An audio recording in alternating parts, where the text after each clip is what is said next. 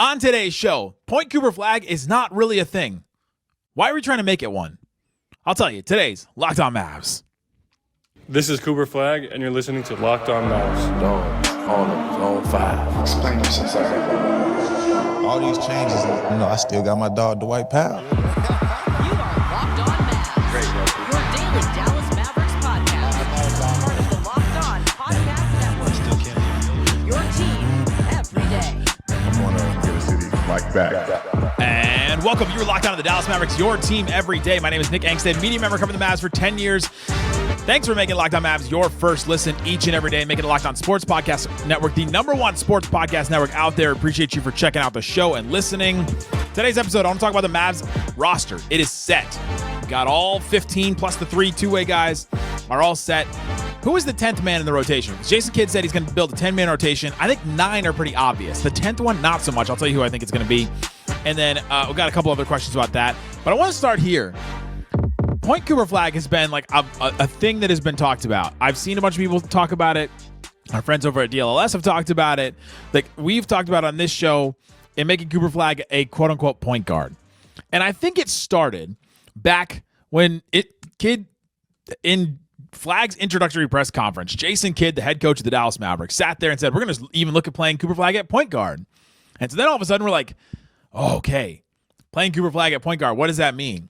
And throughout this whole process, I thought it was a great idea. I thought Jason Kidd was right to say that, and it was good for him to say, we're going to put the ball in his hands.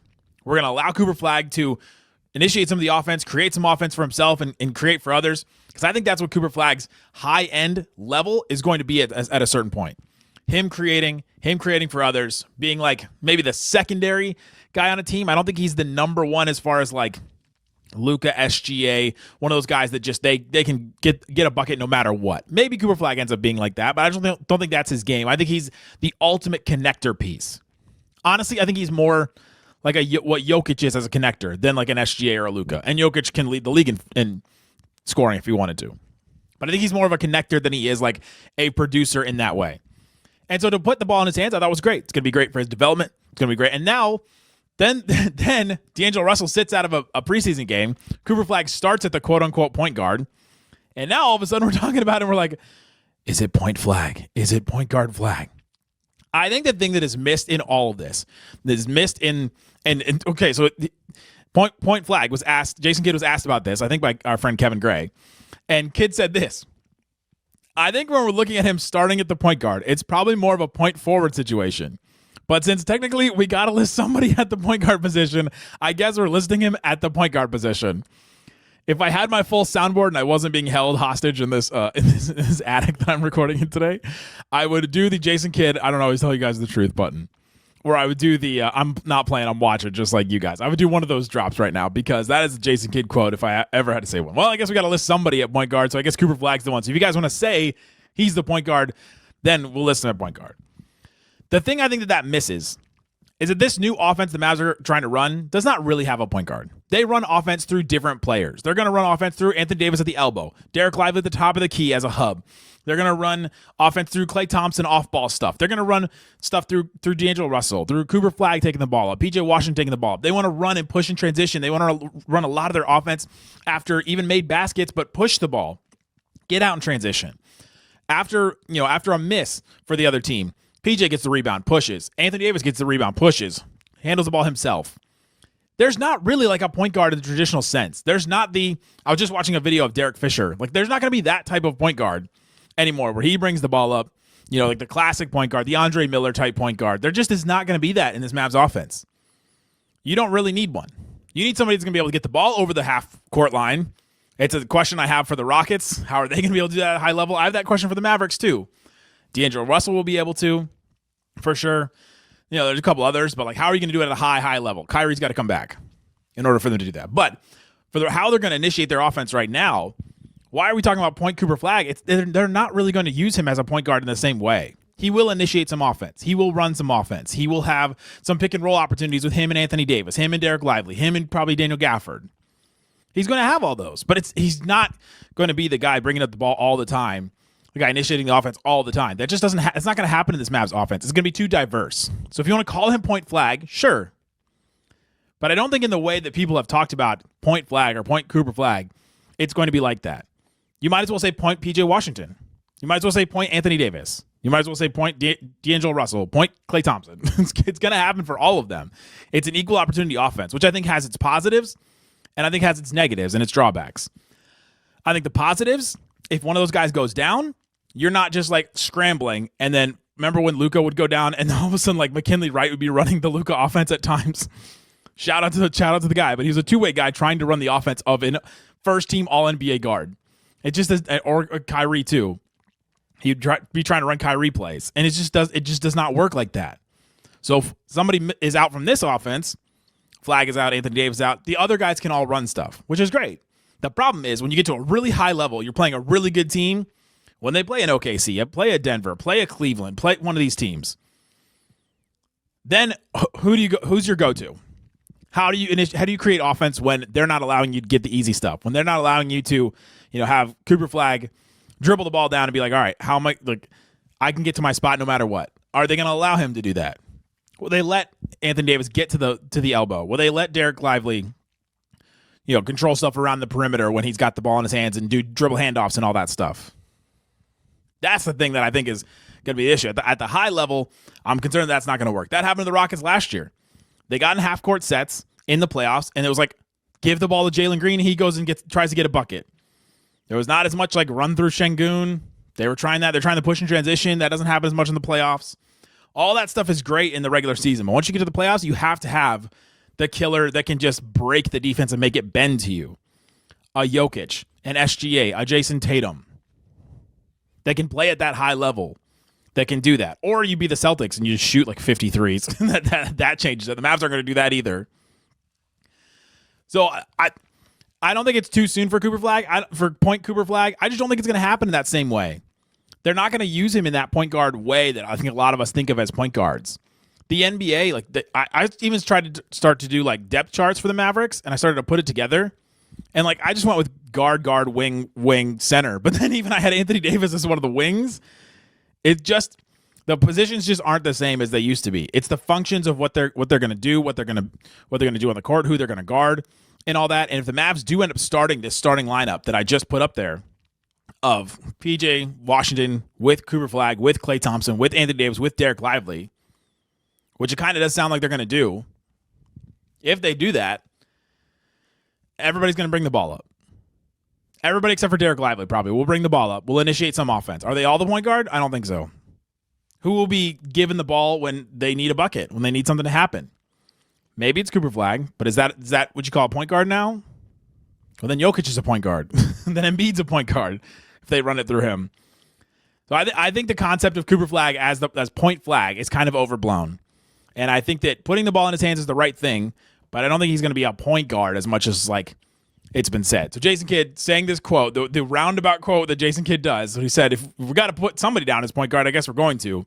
But he's technically more of a point forward. Fine. Well, so is Anthony Davis. So is PJ Washington. So will Klay Thompson be and all that. Coming up, the Mavs roster is set. They got all 18 players set up. Jason Kidd said he wants to start with a top 10. I know who the 9 are. Who's the 10th guy? Talk about that and more coming up. Today's episode of Locked On Mavs brought to you by Built. Built is there when you are you're paying your mortgage or you're paying your rent and you're trying to figure out each month man, I just keep paying this over and over. I'm not really gaining anything from it. I'm not building anything up. When you pay rent through Built, you earn flexible points that can be redeemed towards hundreds of hotels and airlines, a future rent payment, your next Lyft ride, and more. But Built isn't just about rent. It's about rewarding you and around your entire neighborhood. You can do all kinds of different things. I love how it works for you. You're earning points every single month on something you already have to pay. You're paying that. You can't get credit card points for it because they don't really accept credit cards in most places that you rent apartment complexes or whatever. Whether I'm grabbing food at my local restaurant or heading to the gym, I'm still earning rewards through Built. You can use it through all other things as well. Built has made everyday life feel more rewarding, from your neighborhood to your travel plans and all kinds of other stuff. So check out Built. Turn your rent into rewards. Start earning points around your neighborhood by going to joinbuilt.com/LockedOnNBA. It's BILT, Built. Joinbuilt.com/LockedOnNBA. Make sure that you use that link so that they know that we sent you. Again, joinbuilt.com/LockedOnNBA. We're also brought to you by Skims. Skims. Love the underwear that you're in, and I do. I'm in them right now. Love Skims. When I heard they were making underwear for men, I was intrigued, and they sent us a pair, and I wore them around, and I was like, you know what? This is pretty good. I like it. I like the way that it holds its shape. I like the way that the band doesn't flip around and do all that kind of stuff and get twisted up. And I loved these Skims boxer briefs. I got them, and I bought more for myself. They're sending us more, and I guess what, Skims? I'm going to buy even more because it is the underwear that I have chosen for my butt. I've had issues with underwear before, but this one is designed perfectly for a perfect balance of comfort and style. Shop Skims Men's at skims.com. Let them know that we sent you after you place your order. Select podcast in that survey that in the drop down. So it's Skims Men, SKIMS.com. Select podcast in the survey so they know that we sent you in that drop down menu that follows. Check it out at skims.com. Shut it down! Let's go home! Thanks for hanging out with us on Locked On Mavs, being part of the show, part of the Raccoon Squad, listening every single day. We appreciate you for checking out the show and being part of the show. I referenced that I was being held hostage in an attic. It's because I'm visiting family. This is the place that I was able to record. I'm not being held hostage, in case anyone was concerned. But I did become an uncle, so that's pretty awesome. And that has been a great time being home. And I was supposed to do the show with Isaac tonight, and we started to record the show, and all of a sudden Isaac's internet went completely out. And I was trying to figure out what happened, and his wife texted me and said, a transformer blew up in our backyard. So Isaac is sitting with his family in the dark. We're just having all kinds of things happen over here right before the season starts. And so hopefully when the season starts, we'll get everything back on track. But that's where Isaac is today, and that's where I was yesterday and all this. All right, let's continue on talking about the Mavs roster. It is set. You've got the main crew that I just put up there. I just flashed up here. Obviously, Kyrie Irving is out. And so we won't really consider him. But Cooper Flagg, Klay Thompson, P.J. Washington, Anthony Davis, Dereck Lively may be the starting group. They may throw D'Angelo Russell in there instead of P.J. But then you got Max Christie coming off the bench, Jaden Hardy, Caleb Martin, Naji Marshall, Daniel Gafford, Dwight Powell, all the guys that we expected. And they didn't really cut anybody we didn't expect, but they finalized the two-way spots. Ryan Nembhard, Miles Kelly, we knew from Summer League. We even knew that those guys were going to be the two-way spots. Musa Cisse is the last guy that made the roster. He played pretty great in preseason for the minutes that he played. He played a lot in like the garbage time of preseason, but he played pretty well. Had like 7 blocks in like 25 minutes. He's just a springy, athletic, big that can catch lobs. He caught like 7 lobs in Fan Jam. It was just like they just kept throwing it up to him, and he just kept catching them. So I'm interested to see how he plays. I don't expect him to play a lot with the actual Mavs, but for him to play with the Texas Legends, see if he can develop a little bit. And then the Mavs love these mobile bigs. And so maybe if the Mavs decide that they want to trade a Gafford or Anthony Davis and Lively go down for like they did last year or whatever for whatever reason, Cisse may get some time with the roster. And so he is a little bit of the Dwight Powell ilk in that he is an athletic center that is a little bit smaller, not like a full 7-footer. But I thought he played pretty well, and he was the only player on the roster by the end. I said this a couple times on the show, but he was the only player by the end that was eligible for the last two-way spot. So it was not a surprise to me that he was the last two-way, but I'm interested to see how he develops and see how he works through and gets hopefully some playing time, but works for the Texas Legends. The main thing I want to talk about with this roster, though, Jason Kidd the other day said something interesting. He said that we want to kind of have a 10-man and then build around that. And a build around that top 10, he said. And I was like, okay, hear me out. Anthony Davis, Cooper Flagg, P.J. Washington, Klay Thompson, Dereck Lively, Daniel Gafford, D'Angelo Russell, Naji Marshall, Max Christie. All those names, when you hear those names, if you are a Mavs fan, you're listening, you say, all right, yeah, they're going to play. You say that 9 times. That's the top 9. I'm pretty clear about that. And then the 10th guy, who is the 10th guy? When Kyrie Irving comes back, it becomes Kyrie. Very clearly. That answers itself. But until then, until like March or late February, the Mavericks have to try and figure out who is that 10th guy. And I don't think that's as easy to figure out. Caleb Martin has not played at all during preseason. At all. He didn't play in Fan Jam either, like the Mavs scrimmage that they do between themselves that is open to the public. He hasn't really participated in practices or training camp. He was seen at practice shooting around afterwards. I don't know if he participated much today at all in practice on Monday, if you're listening to this. But he is there. The Mavs traded for him last year. He's making like $9 million a year, so it's not nothing. And the Mavs traded Quentin Grimes for him last year, and we still have yet to see him really. He was injured when they brought him in. He played a couple games, and it's just been a weird situation for Caleb Martin. He's still kind of out. So I don't know what's going on with him. Dante Exum. Speaking of not knowing what's going on, Dante Exum's still out. The Mavs this summer signed Dante Exum to a deal, and they had to move Omax. They had to waive and stretch his contract. They're going to be paying money for the next 5 years to Omax to bring in Dante Exum. And Dante Exum is not going to be ready for the season opener on Wednesday. And we know that. And he did not play in any of the preseason games. He did not participate in training camp at all. And so now we're sitting here going, okay, well, why did they make this move, and why did they force themselves into the situation where they had too many guys on the roster to bring in Dante Exum if they knew that he was hurt? Did it happen between the time that they promised they were going to sign him all the way back when we knew it?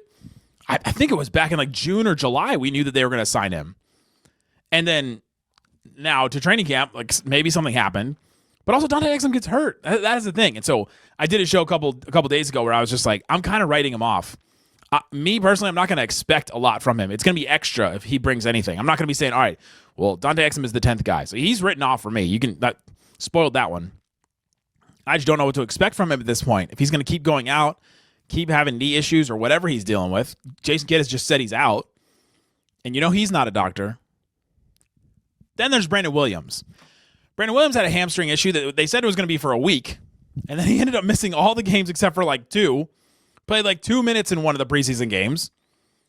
And you're just okay, what is going on with Brandon Williams? Do they want him to play more? Do they like him? Jason Kidd said good things about him, but he also said good things about Dennis Smith Jr. and the guys that are not on the roster anymore.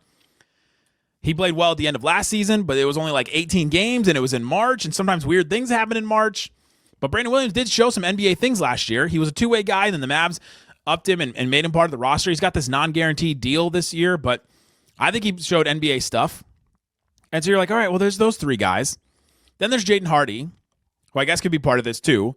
But I think we've all seen at this point with Jaden Hardy that I don't really know what his role would be on this team. He is a good shooter, but can be streaky. Not a great decision maker with the ball still. That's something that we've all kind of been waiting for.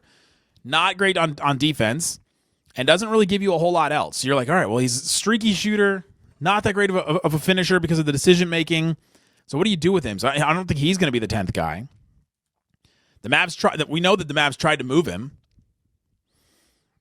and they couldn't, so then they waived and stretched Omax instead. The 14th guy is Dwight Powell, and he's there in case Gafford is still going to be out. Gafford practiced some on Monday, and then he was doing some sprints afterwards on Monday, and Jason Kidd said he wouldn't rule him out. He said we'll see how he feels on Tuesday to see if he's going to play on the season opener on Wednesday. So we'll see what happens with Gafford then. But we know Dwight Powell's role. He's the guy that slots in case one of those centers is out. Kyrie's the 15th guy because he's injured and he's out. Then there's Ryan Nembhard, who is kind of an interesting case right now. Jason Kidd has said that Ryan Nembhard has made his case for minutes and to be part of the rotation. And honestly, let's do it. Let's bring him in as the 10th guy. Let's start it because I think he has shown the best ability that the Mavericks need the most.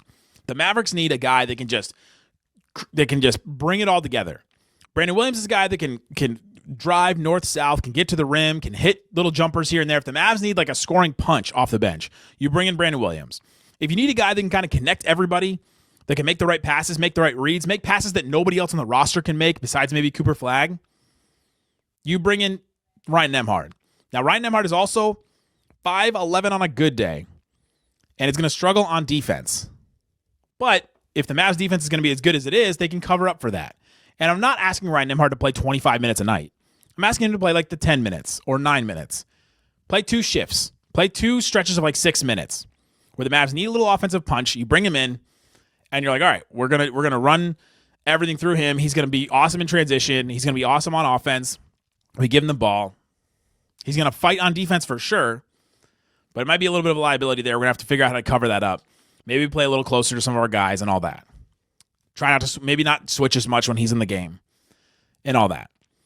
I honestly think that's where they should go. I think they should go with Ryan Nembhard as the 10th guy because I think he brings something that none of those other guys can bring. Coming up, did the Mavericks answer all the questions about the roster that we needed to over the offseason? Because we had a bunch of questions, but did they answer all of them? Almost. They at least have answers, and I'll tell you why coming up. Today's episode of Locked On Mavs brought to you by Mint. Mint Mobile. If you're still overpaying for wireless, It's time to say yes to saying no at Mint Mobile. Their favorite word is no, just like many 2-year-olds and 3-year-olds across the country. No contracts, no monthly fees, no overages, no hidden fees, no BS. Just Ryan Reynolds saying really nice things about a phone and saying yes to making the switch and getting premium wireless for just $15 a month.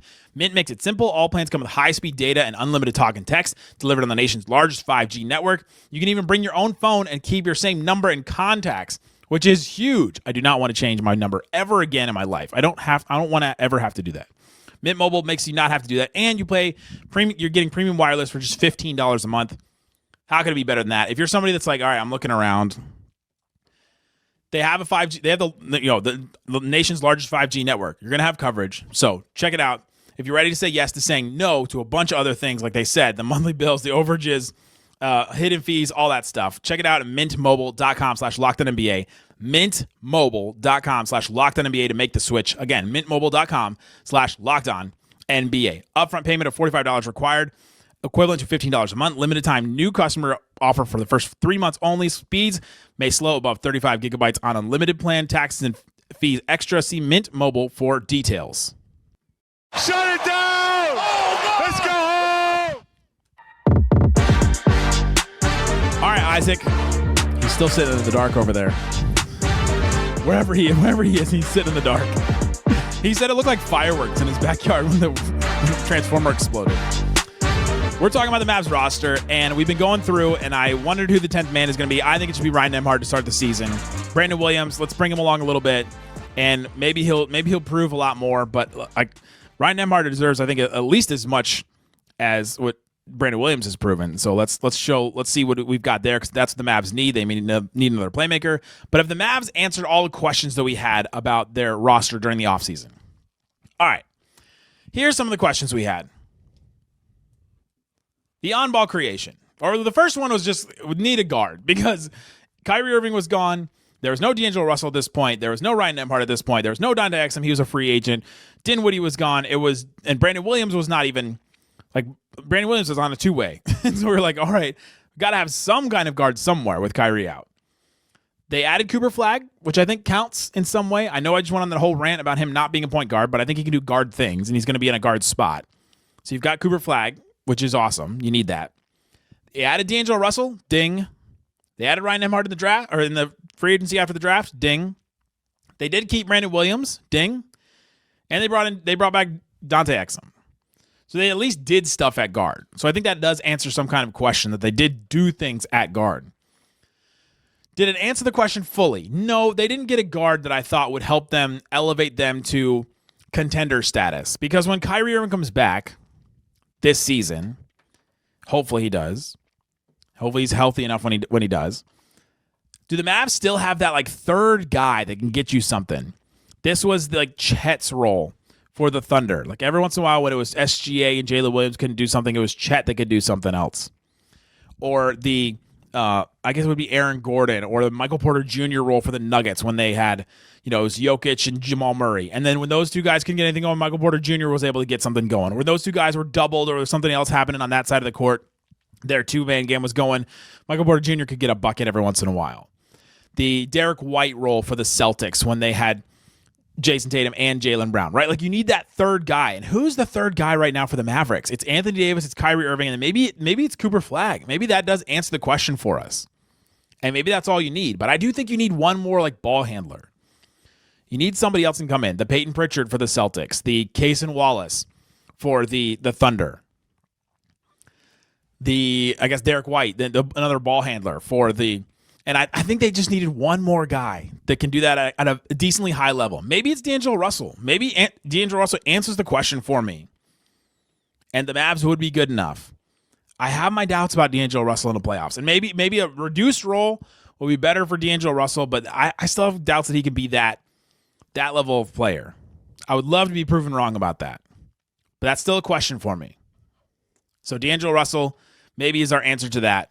But is that a good enough answer to win a title? That's what we're talking about. We're talking about at that level. To make the playoffs, great. I love the D'Angelo Russell pickup. I think it was great. I think it was the best one that they could get.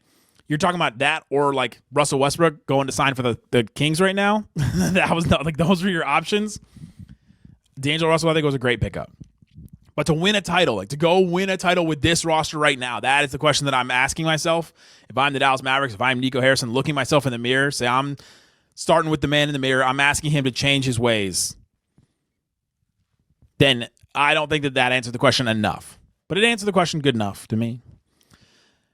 With the bigs, we were wondering about, all right, they can keep all these bigs. Are they really going to lean into a 2-big lineup? And they kept Gafford. They signed him to an extension. Now the extension is still able to be traded this year, which I think is still notable. The Mavericks reportedly, the Mavericks confirmed that they picked up Dereck Lively's 4th-year option for next season, which is not a surprise at all. We knew they were going to do that because he's good, and because if you're a good rookie, they're going to pick up that option for like $7 million. And so that was not a surprise, but they obviously are keeping him, and they're featuring him prominently and starting him.